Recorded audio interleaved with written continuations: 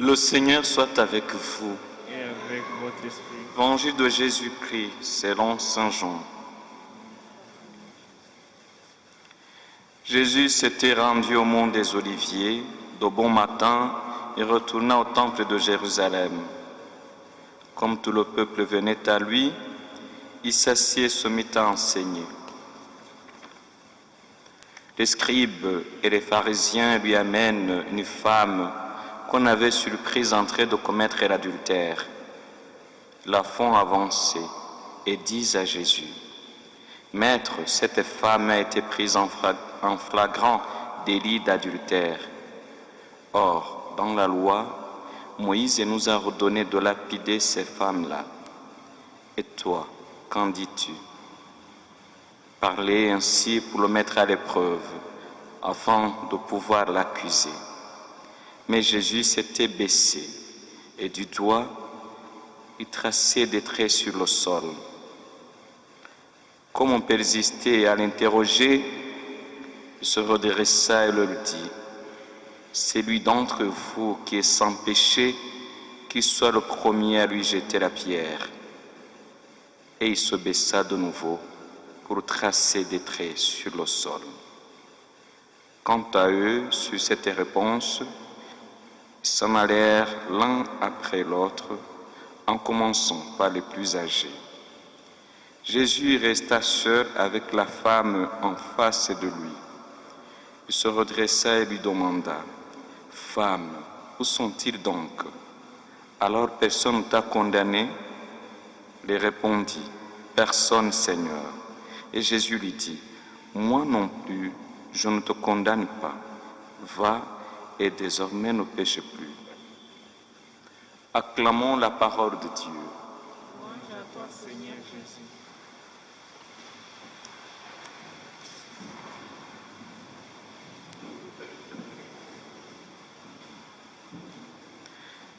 Moi non plus, je ne te condamne pas. Va et désormais ne péche plus.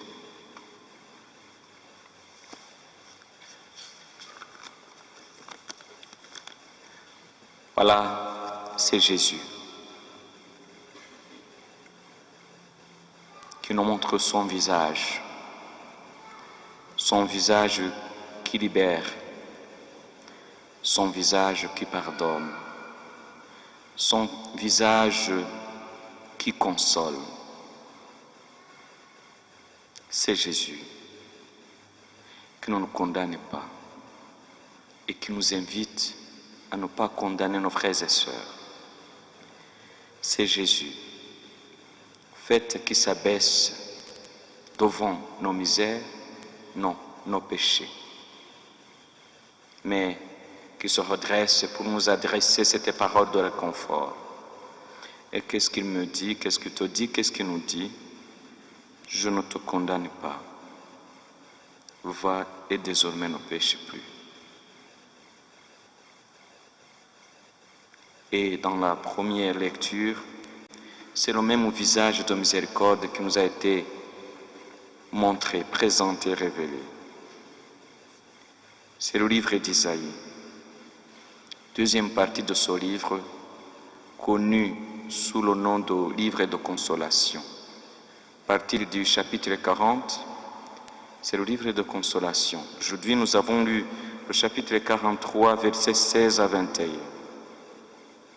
Le peuple de Dieu est au Babylone, en exil, persécuté, maltraité, malmené par Nebuchadnezzar, le roi de Babylone. Tout le monde est inquiet. Et c'est au Seigneur de rassurer et de consoler son peuple à travers le prophète Isaïe. Et qu'est-ce qui est dit? Ainsi parle le Seigneur, lui qui fit une route à travers la mer, en sentier au milieu des eaux puissantes. Lui qui mit en campagne des chars, des chevaux, des troupes et des puissants guerriers. Et les voilà couchés pour ne plus se relever. Ils se sont éteints, se sont consumés comme une mèche. Le Seigneur dit: Ne vous souvenez plus d'autrefois, ne songez plus au passé. Voici que je fais un monde nouveau. Il germe déjà, ne le voyez-vous pas? Oui, je vais faire passer une route dans le désert, des fleuves dans les lieux arides. Si vous avez bien suivi mes frères et sœurs, cette lecture peut être divisée en deux parties. La première partie, le prophète invite le peuple d'Israël à faire mémoire des merveilles que le Seigneur a accomplies dans leur vie. Il invite le peuple de Dieu à faire mémoire de la traversée de la mer Rouge, du passage de l'Égypte à la terre promise.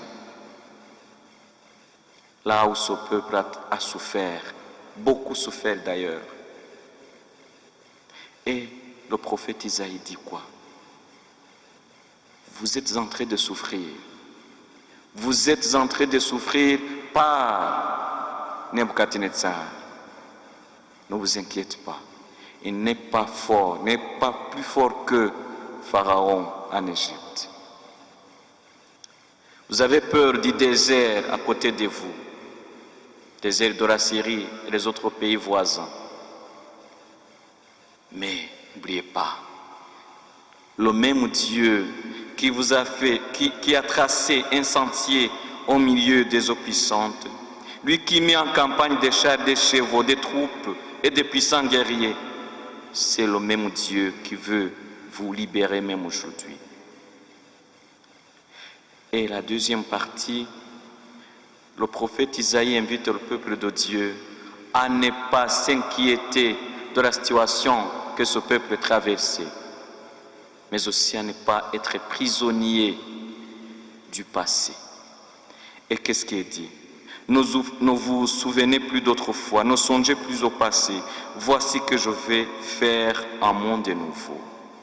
Et cette parole t'est adressée. C'est vrai, tu as peur. Tu traverses des moments difficiles. Tu es malade. Tu es en prison. Tu dois comparaître devant la justice.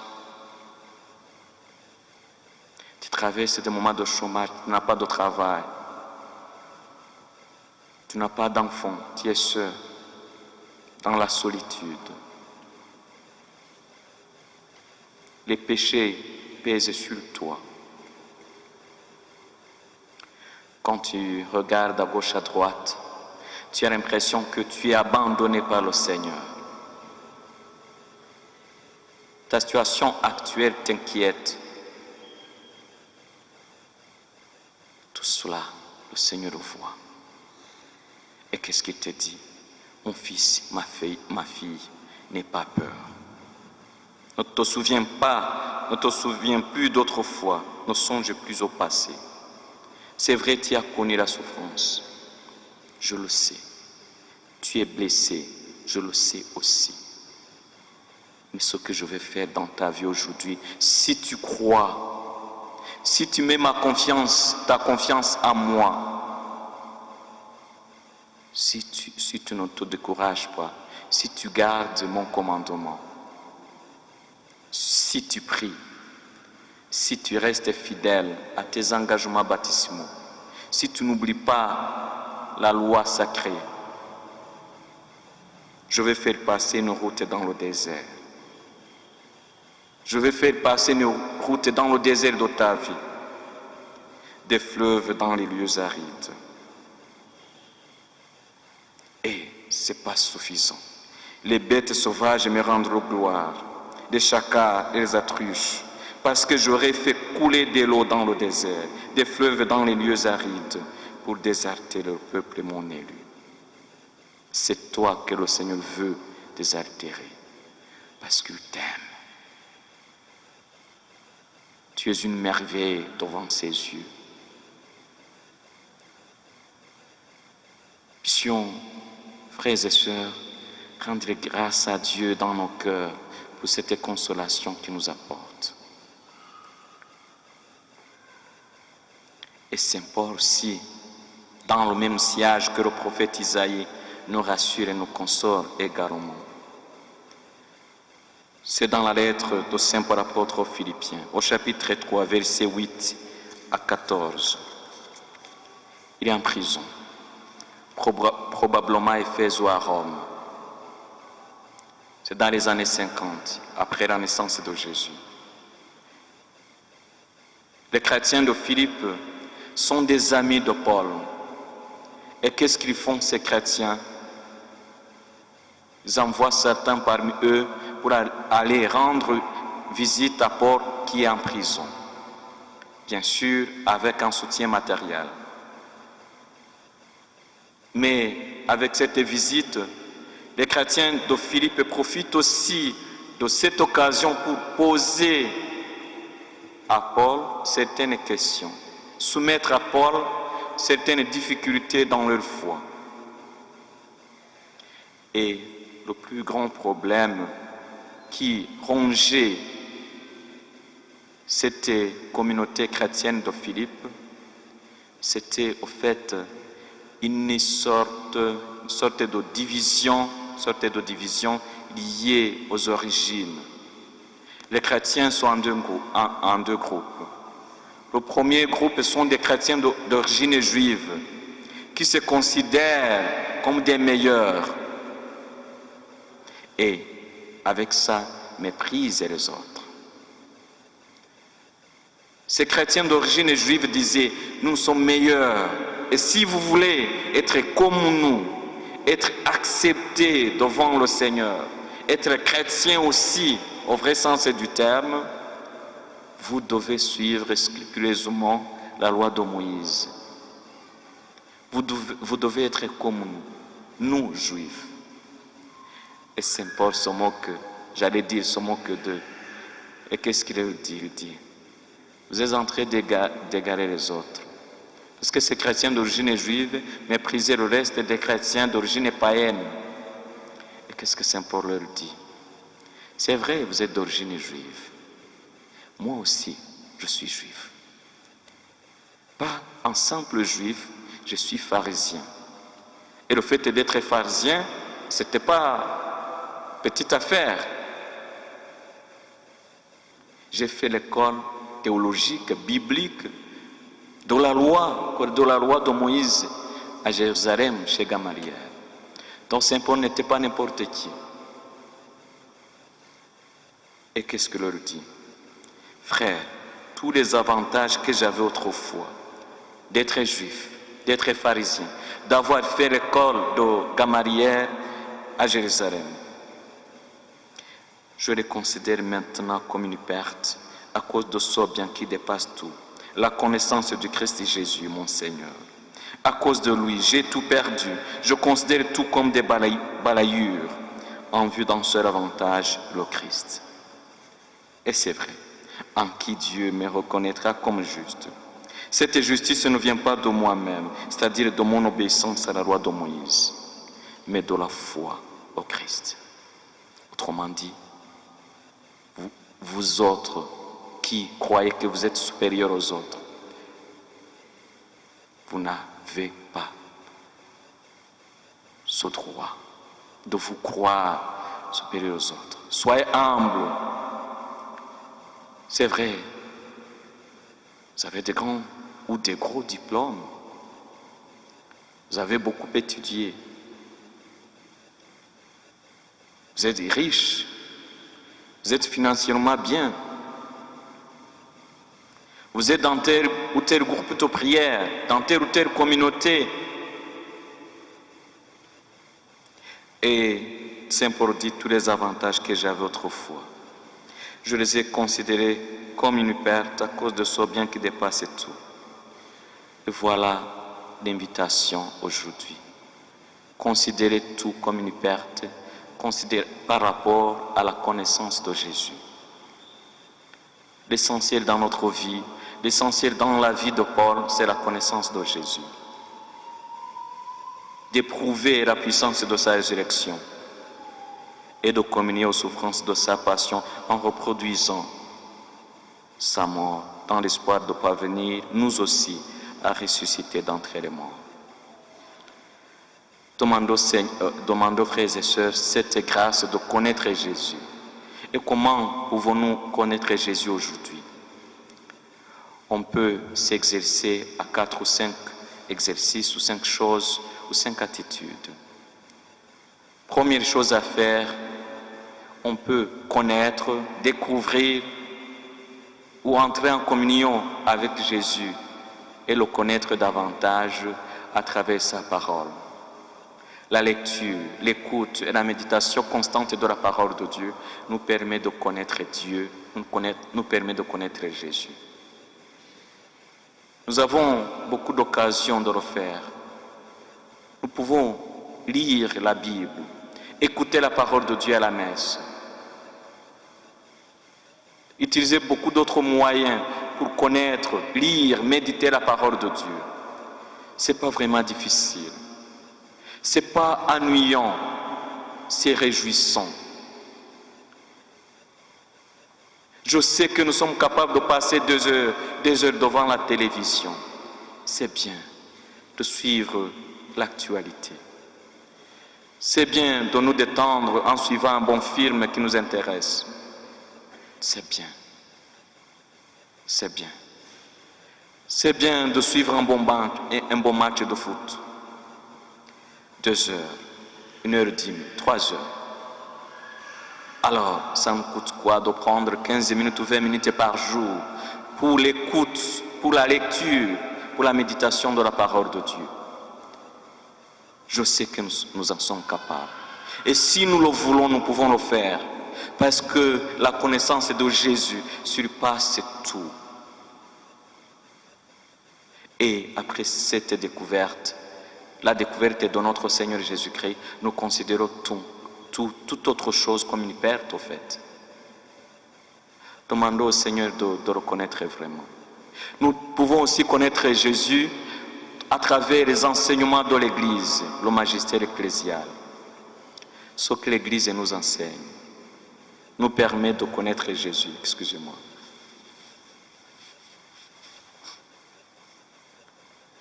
Troisième chose à faire, partage. Prendre le temps de partager la parole de Dieu avec nos frères et sœurs, à la maison, dans la communauté ecclésiale de base, dans nos groupes de prière. Quatrième chose à faire, la prière. Dans la prière, nous pouvons vraiment connaître Jésus, parce que le Seigneur se fait découvrir, se révèle à nous. Demandons cette grâce de connaître Jésus. Certes, beaucoup vont se moquer de nous, mais nous savons que connaître Jésus, c'est tant bien. C'est un avantage qui surpasse beaucoup d'autres avantages. Cette connaissance de Jésus va nous permettre de découvrir Jésus comme miséricordieux. Et c'est sa miséricorde qui nous a révélé dans l'Évangile. On lui amène une femme surprise en train de commettre l'adultère. La femme est accusée. Et c'est vrai, elle est adultère. Mais au fait, en accusant cette femme, c'est Jésus que l'on est en train de mettre à l'épreuve. On veut voir son attitude. Et s'il s'amuse à dire qu'il ne faut pas lapider cette femme, on va l'accuser d'être contre la loi de Moïse. S'il s'amuse à dire qu'il faut lapider cette femme, alors on va dire, toi qui dis que tu es miséricordieux, voilà ta miséricorde. Et Jésus dit, c'est vrai, j'ai compris ce que vous dites. Vous voulez vraiment lapider cette femme? Les autres, j'imagine, ils ont dit, oui, il faut lapider cette femme. Ah, c'est bien. Ah, je vais vous montrer ce que nous allons faire. J'ai besoin d'une personne ici pour être la première à lui jeter la pierre. À une seule condition, que cette personne soit sans péché. Ah oui, c'est très intéressant. Quant à eux, sur cette réponse, s'en allèrent l'un après l'autre, en commençant par les plus âgés. Jésus resta seul avec la femme en face de lui. C'est ça le sens du sacrement de réconciliation. Nous sommes face à face de Jésus. Je suis seul avec le Seieur, à travers le prêtre, qui ne nous condamne pas et qui me dit, tes péchés te sont pardonnés, va et ne péche plus. Voilà l'attitude de Jésus. Voilà ce qu'il nous dit. Ce Jésus qui s'abaisse, qui trace les traits sur le sol, pour nous, au fait, nous donner l'occasion de réfléchir sur notre vie intérieure, pour faire notre examen de conscience et nous rendre compte que nous sommes aussi pécheurs et que nous avons vraiment besoin de sa miséricorde.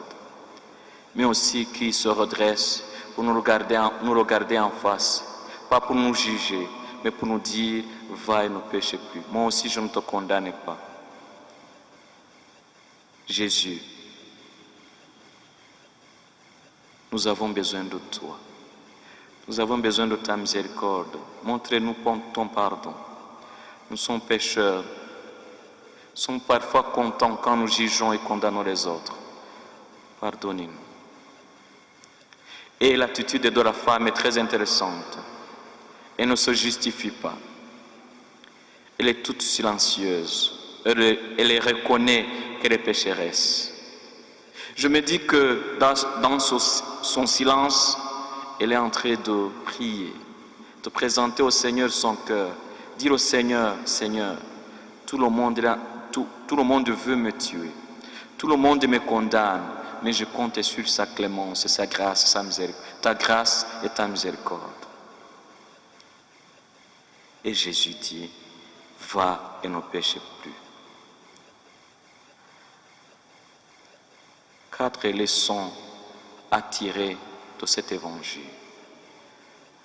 Première chose ou première leçon, nous n'avons pas droit de condamner qui que ce soit, de juger les autres en parole, en pensée, en acte.